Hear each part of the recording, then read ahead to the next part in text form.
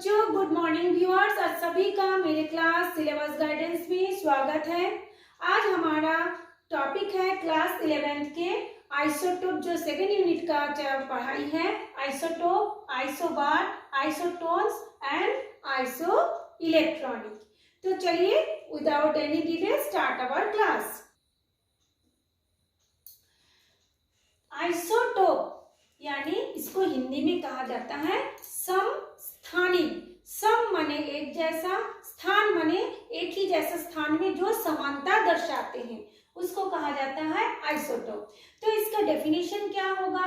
एक ही तत्व के वे परमाणु जिनकी एटॉमिक नंबर समान होता है। एटॉमिक नंबर मीन्स परमाणु संख्या या परमाणु क्रमांक एक जैसा होता है, परंतु एटॉमिक मास नंबर यानी द्रव्यमान संख्या अलग अलग होता है, उसे आइसोटोप कहते हैं। तो मैंने देखिए एक शब्द बताया, एक ही तत्व। इसमें तत्व अलग नहीं होगा। जैसे मान लीजिए हाइड्रोजन, तो हाइड्रोजन में देखिए हमने लिखा है 1/1 माने परमाणु द्रव्यमान भी 1 और परमाणु क्रमांक भी 1, मतलब द्रव्यमान संख्या भी 1, परमाणु संख्या भी 1। तो और एक में लिखा है 2 और 1, और एक में लिखा है हमने 3 और 1। तो तीनों ही स्थिति में परमाणु की तत्व एक ही है, मतलब तीनों ही स्थिति में एक ही तत्व के परमाणु है, ठीक है। परंतु उनकी क्या होता है, उनकी जो एटॉमिक नंबर होता है सब में देखिए 1 1 1, तीनों में ही एटॉमिक नंबर सेम है, 1 1 1 है। परंतु जो द्रव्यमान संख्या है, किसी में 1, किसी में 2, किसी में 3। तो ये जो तीनों नाम है, उन तीनों नाम को क्या कहा गया है? पहले वाले को प्रोटियम, दूसरे वाले को ड्यूट्रियम, ड्यूटेरियम और तीसरे वाले को बोलते हैं ट्राइट्रियम। यानी प्रोटियम, ड्यूटेरियम और ट्राइट्रियम, या कोई कोई इसको ट्रिटियम भी बोलते हैं। फिर देखिए एक ही तत्व के परमाणु, एक ही तत्व के परमाणु है। देखिए दूसरा एग्जांपल है क्लोरीन, ये भी क्लोरीन। दोनों में परमाणु संख्या यानी जो 17, इसमें भी 17, या परंतु उसकी जो मास नंबर है, एटॉमिक मास नंबर यानी जो द्रव्यमान संख्या है, इसमें है 35, इसमें है 37।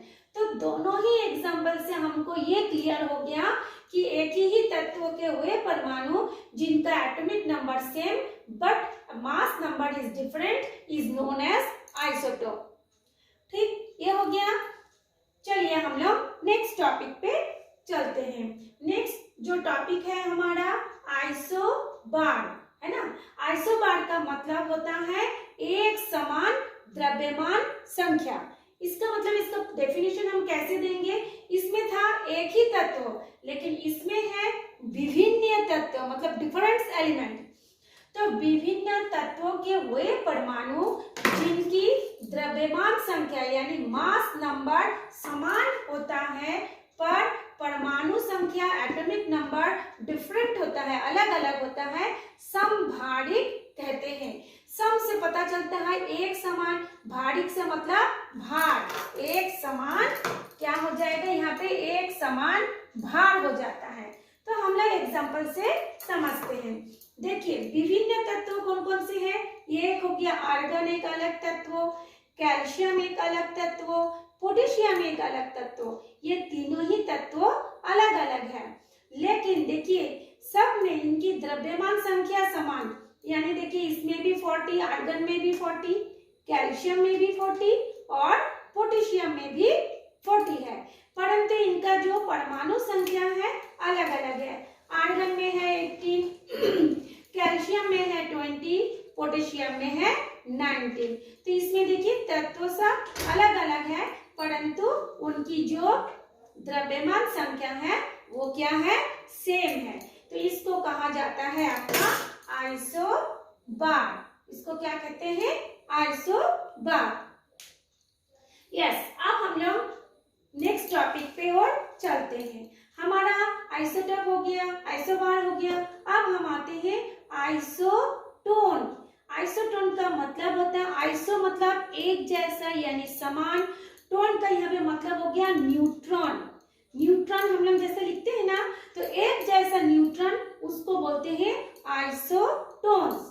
तो इसमें भी देखिए अलग अलग तत्वों के यानी विभिन्न तत्वों के ऐसे परमाणु जिनकी न्यूट्रॉन की संख्या समान होता है उसको कहा जाता है आइसोटोन। हम लोग एग्जाम्पल से देखिए देते हैं। एग्जाम्पल क्या है, देखिए यहाँ पे हमने लिखा सिलिकॉन। क्या है यहाँ पे? सिलिकॉन है। यहाँ पे है फास्फोरस, ये हो गया silicon aside, phosphorus P, sulphur S। इसमें देखिए ऊपर में क्या है, द्रव्यमान संख्या कितना है 30, नीचे में परमाणु संख्या है 14। इसमें भी देखिए ऊपर में है 31, नीचे में है 15। सल्फर में देखिए ऊपर में है 32, यानी जो द्रव्यमान संख्या है 32 और परमाणु संख्या है 16। अब देखिए इसमें तीनों ही अलग अलग तत्वों के परमाणु हैं। अब हमने बताया है कि अलग अलग तत्वों के परमाणु होते हुए भी इनकी जो न्यूट्रॉन की जो संख्या होगी वो सेम होगी। कैसे हम न्यूट्रॉन की संख्या को निकालते हैं? द्रव्यमान की संख्या से यदि हम परमाणु संख्या को घटाते हैं तो हमारा न्यूट्रॉनों की संख्या का मान निकल आता है। तो देखिए सिलिकॉन में हम देखते हैं जो नीचे परमाणु संख्या को प्रोटॉन भी कहते हैं, परमाणु संख्या को इलेक्ट्रॉन भी कहते हैं। हमने एक आपको पढ़ाया है इससे पहले। तो प्रोटॉन बराबर कितना है 14, है ना। प्रोटॉन बराबर कितना है 14 और इलेक्ट्रॉन भी प्रोटॉन है 14, इलेक्ट्रॉन भी कितना है 14। न्यूट्रॉन क्या होगा, इस द्रव्यमान संख्या से परमाणु संख्या को घटाएंगे। परमाणु संख्या को परमाणु क्रमांक भी कहा जाता है। आप लोग घबराइएगा मत, दोनों सेम चीज है।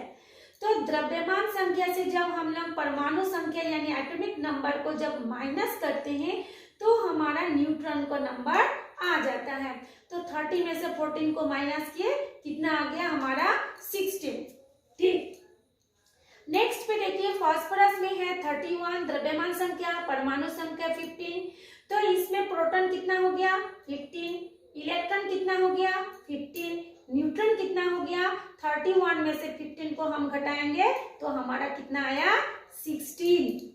इसी तरह से सल्फर में देखिए 32 अपन 16 है, तो प्रोटॉन कितना हो गया, number of proton is 16, number of electron equal to 16 and number of neutron equal to 32 minus 16 equal to 16।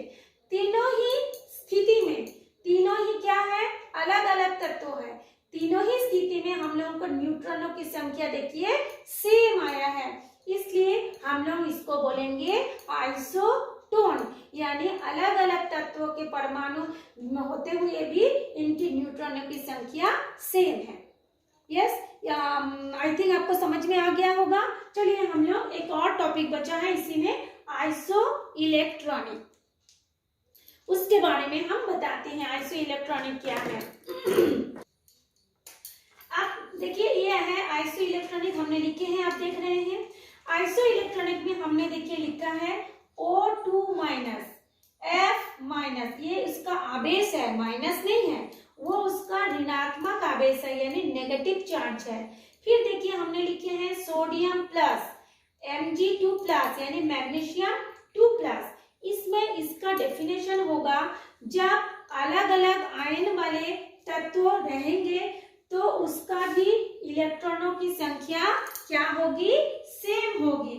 यानी इसका हम डेफिनेशन इस तरह से भी दे सकते हैं, आयनों के कक्षकों में इलेक्ट्रॉनों की संख्या समान किंतु नाभिकीय आवेश भिन्न भिन्न होता है, जिसे हम लोग सम इलेक्ट्रॉनिक कहते हैं। तो चलिए इसको हम लोग आपको मतलब थोड़ा सा क्लियर करके बताते हैं। चलिए पहले हमने लिखा O2 ऋण आयन, फिर हमने लिखा फ्लोरीन माइनस नेगेटिव आयन, फिर हमने लिखा सोडियम पॉजिटिव आयन, फिर हमने लिखा मैग्नीशियम 2 पॉजिटिव आयन। इतना हमने लिख दिए हैं। क्लियर करके मैं आप लोगों को बता रही हूँ ताकि आप लोगों को समझने में आसान हो। ये चीज को आता है एग्जाम में, तीनों ही चारों ही चीज आता है, लेकिन ये थोड़ा सा समझने वाला है। हाँ, आप देखिए यहाँ पे ऑक्सीजन को हमने क्या लिखा, ऑक्सीजन के ऊपर देखिए हमने 2 नेगेटिव चार्ज लिखा। तो 2 नेगेटिव चार्ज जिसमें हमने लिखा है उसको हम लोग कैसे बोलेंगे? ऑक्सीजन का एटॉमिक नंबर कितना होता है? हम लोग जानते हैं ऑक्सीजन का एटॉमिक नंबर, एटॉमिक मास जैसे हम लोग लिख देते हैं 8 होता है ना। ऑक्सीजन का एटॉमिक नंबर कितना होता है? 8। ये हम लोग लिख देते हैं 8। लेकिन 8 होने के बाद, अच्छा फ्लोरीन का भी हम लिख देते हैं पहले। फ्लोरीन का कितना होता है? 9। ठीक।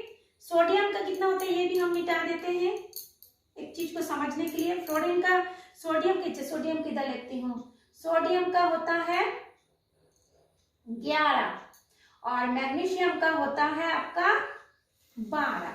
ठीक है। लेकिन देखिए ऑक्सीजन में 8 होता है, लेकिन ये क्या है? 2 नेगेटिव आयन।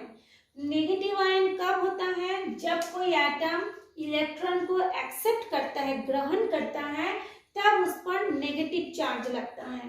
तो इसमें देखिए ऑक्सीजन के ऊपर 2 लिखा है, उसके बाद ये नेगेटिव चार्ज लिखा है, यानी ऑक्सीजन कितने इलेक्ट्रॉन लिया? 2। पहले उसके पास कितना था? 8।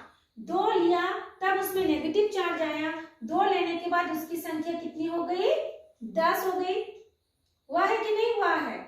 अच्छा, फिर देखिए फ्लोरीन का जो एटॉमिक नंबर होता है 9, लेकिन इसमें देखिए फ्लोरीन में भी नेगेटिव चार्ज 1 है। 1 को लिखा नहीं जाता है ना, 1 को लिखा नहीं जाता, खाली 1 दर्शाया जाता है। 1 से अधिक संख्या होने पर संख्या को लिखा जाता है। फ्लोरीन का कितना होता है? 9। जब वो 1 इलेक्ट्रॉन को ले लिया है, माइनस है मतलब वो 1 इलेक्ट्रॉन को लिया है, लेने के बाद उसकी संख्या भी हो गई, कितना हो गई? 10 हो गई। इस तरह से देखिए ये हमने सोडियम का बता रहे हैं। सोडियम में कितना होता है? 11। लेकिन देखिए इसमें लिखा है पॉजिटिव चार्ज। पॉजिटिव चार्ज कब होता है? जब कोई एलिमेंट या जब कोई परमाणु 1 इलेक्ट्रॉन को त्याग कर देता है, डोनेट कर देता है, तब वो पॉजिटिव चार्ज होता है। तो इसमें देखिए जब ये सोडियम 11 है, उनमें से वो 1 इलेक्ट्रॉन को निकाल दिया, दे दिया। तो दे देने के बाद इसमें 1 इलेक्ट्रॉन जब वो दे देता है तो उसकी संख्या कितनी हो जाती है? 10 हो जाता है। ठीक है। अब इस तरह से हम लोग ये मैग्नीशियम को देखते हैं। मैग्नीशियम में देखिए कितना होता है? एटॉमिक नंबर होता है 12 होता है, लेकिन इसमें देखिए लिखा है मैग्नीशियम 2 पॉजिटिव आयन। तो 2 पॉजिटिव का मतलब होता है वो 2 इलेक्ट्रॉन को डोनेट कर दिया है, दान कर दिया है। जब 12 में से 2 इलेक्ट्रॉन को वो दान कर दिया, तब उसकी संख्या कितनी हो गई? 10 हो गई, है ना। तो देखिए इसमें क्या है? अलग अलग तत्व है, ऑक्सीजन, फ्लोरीन, सोडियम, मैग्नीशियम, लेकिन उनका जो आयन है, अलग अलग तत्वों के जो आयन है, ये जो आयन है, जब वो आयन बनता है तब उसमें उसकी जो संख्या हो गई, एटॉमिक नंबर की जो संख्या हो गई, वो क्या हो जाएगी? सभी में देखिए 10, ये 10, ये 10 और ये 10 सेम हो गया। तो इसमें क्या है? जितने सारे प्रोटॉन होंगे, प्रोटॉन की संख्या जितनी होगी, इलेक्ट्रॉनों की संख्या भी उतनी होती है। ये हमने पहले ही बताया है। क्यों होती है फिर भी मैं बता दे रही हूँ। जैसे ये नाभिक है, नाभिक क्या करता है? धनात्मक आवेश होता है, प्रोटॉन उपस्थित रहता है जिसका वो धनात्मक आवेश रहता है, और उसके चारों ओर ये इलेक्ट्रॉन घूमते रहता है जो कि नेगेटिव आवेश होता है। जितने सारे प्रोटॉन होंगे उतने सारे इलेक्ट्रॉन होंगे, तभी वो एक दूसरे को खींच करके, एक दूसरे को आकर्षित करके बंधे हुए अवस्था में होता है। यदि इसकी संख्या ज्यादा होगी, इसकी संख्या कम होगी, तो इनके बीच में यह आकर्षण नहीं होगा। इसी आकर्षण के कारण वो इलेक्ट्रॉन जो होता है नाभिक के चारों ओर एक निश्चित वृत्ताकार कक्ष में घूमता है। इसलिए इलेक्ट्रॉनों की संख्या भी जितनी होती है, प्रोटॉन की संख्या भी उतनी ही होती है। तो इसको हम लोग इसलिए इसको कहा जाता है, यह हमने पढ़ा रहे थे उसके बारे में, आइसो इलेक्ट्रॉनिक के बारे में, इसलिए इसको कहा जाता है आइसो इलेक्ट्रॉनिक। मतलब जिसमें इलेक्ट्रॉनों की संख्या सेम है ना, या प्रोटॉन की संख्या सेम है। आइसोप्रोटोनिक भी कहा जाता है, लेकिन आप लोगों के बुक में आइसो इलेक्ट्रॉनिक ही कहा गया है। आपका एग्जाम भी ऐसे ही आएगा कि ये आयन दे देंगे, आपको क्वेश्चन में ऐसे दिया रहेगा, ये आयन दे देंगे और बोलेंगे इसके बारे में बताइए। तो ये था आपका आइसो इलेक्ट्रॉनिक। मेरे ख्याल से आपको समझ में आ गया होगा। अगर समझ में आ गया है तो इसको आप लोग একটু করে বলা শুরু করেছিলাম।